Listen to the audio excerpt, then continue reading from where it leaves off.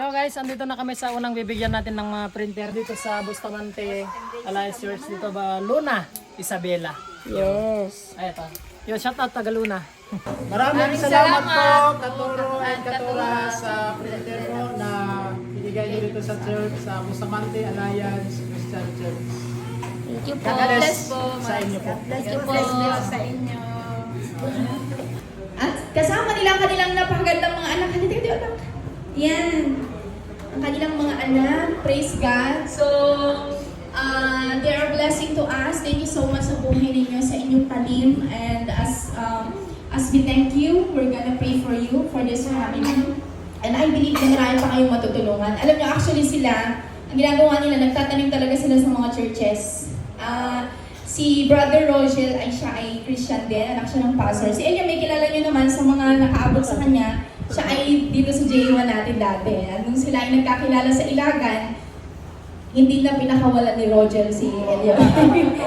Kaya si Elia ay taga doon na sa Ilagan ngayon. And natutuwa ako knowing na sila ay talagang ginagamit ng Lord. Praise God sa buhay nila. So, nagpapasalamat po kami sa Panginoon kasi nandito kami, ni Mrs.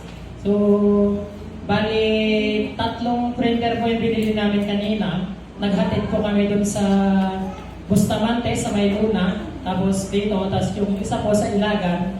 So, every month po kami na bibigay po ng blessings. Kasi yun po yung advocacy namin ni Mrs. na ayun, nasusulat kasi na doon ka mag-imbok ng kayamanan sa langit, hindi dito sa lupa kasi dito. Hindi mananakaw ng kung sino man ang ipon mo kung baka sa langit. So, ang true name ko pala, Rohel Dumaya, yun, Katuro. So, basta na may excuse me, feelings and emotion, ako na yun. So, glory to God. Ayun, nakakapag-share kami ng blessings sa mga iba't ibang churches.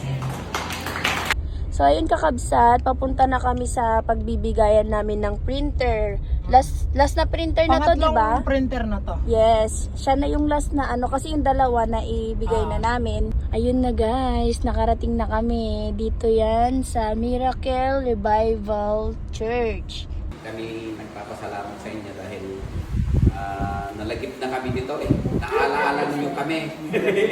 Dahil sa share.